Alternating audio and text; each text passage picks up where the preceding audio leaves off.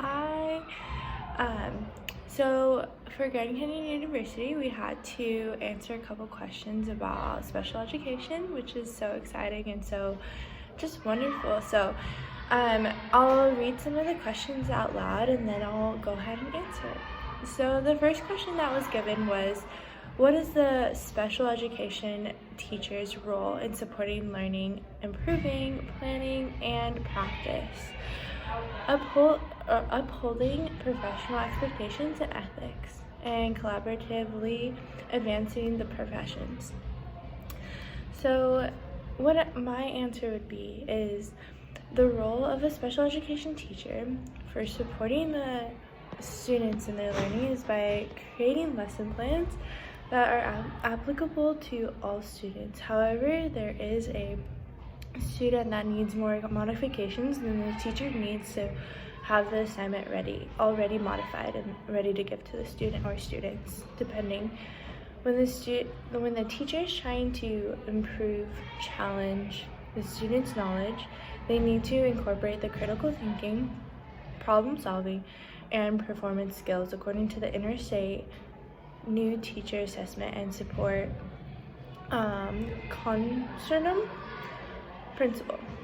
The planning of how the classroom is ran, or even with lessons comes with collaborating with your colleagues that has the same subject matter and potential same grade level, depending on if it's high school, middle school, or elementary school, on what the students need to learn.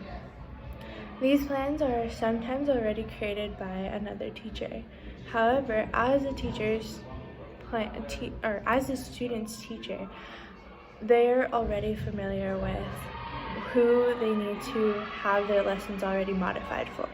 Practicing the material that's being learned might have a bit more challenge to it, because some of the students that special education teachers will have either ADHD, ADD, and behavioral issues, or something else.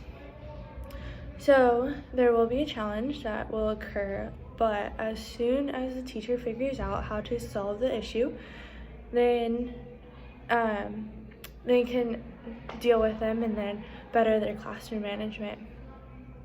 Being a teacher has a lot of collaborations with everyone, especially the colleagues, students, and the parents, surprisingly.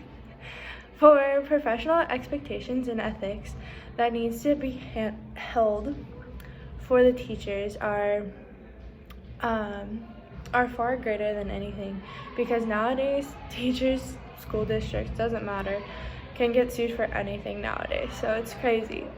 But our special education teachers have to abide by both the standards and expectations which are stated at Interstate New Teacher Assessment and Support Consortium and Council for Exceptional Children Initial Preparation Standards.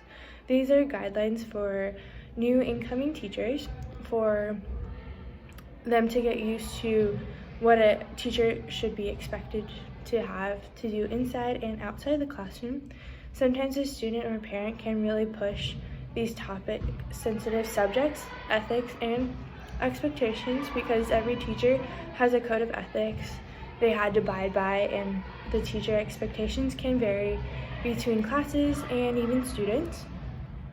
The teacher has to make sure that they are consistent across the board, or it would be unfair treatment.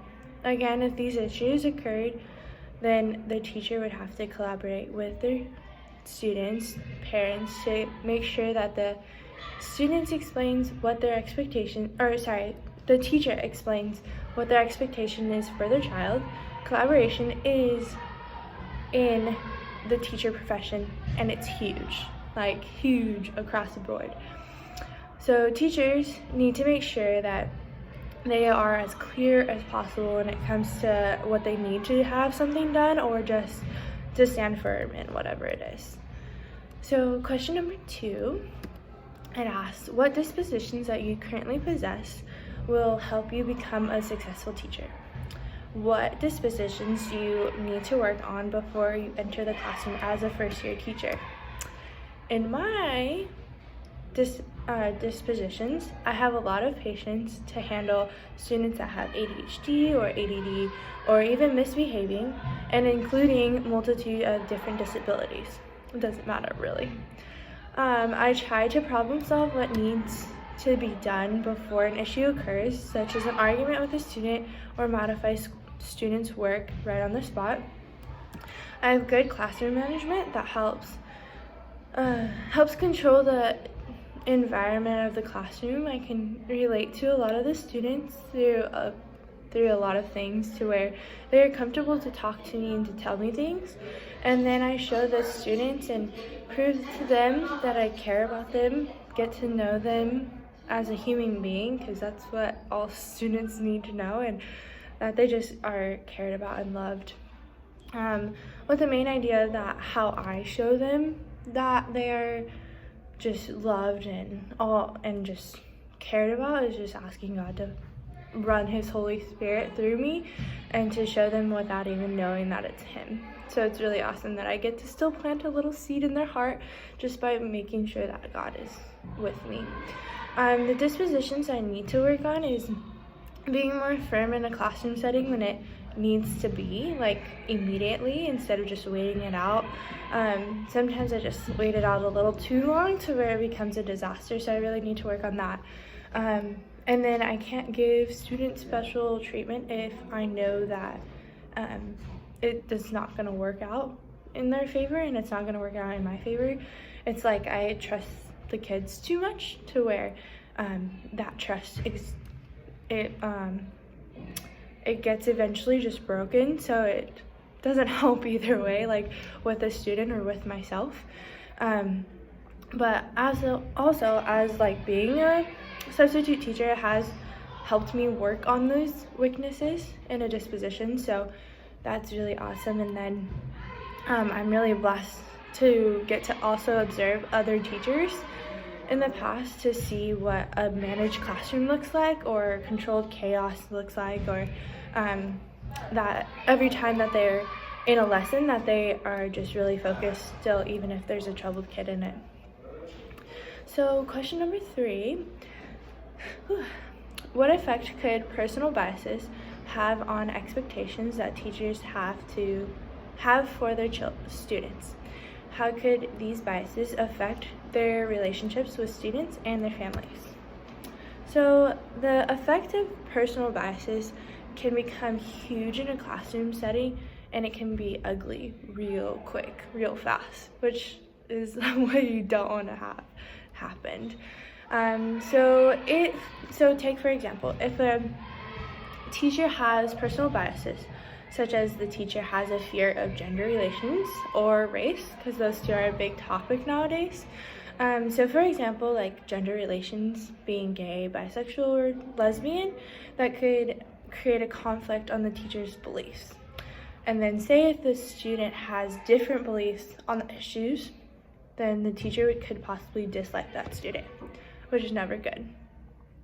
Another example could be politics, to where there can be a disagreement of some sort, to where whenever the teacher looks at that student or even the family members, it makes them disgusted by what they think in that category, which is not ethical, and it's not right to have those personal biases, because we all know what is technically right, which is in the Bible, but we need to abide by what other people and respect what other people think.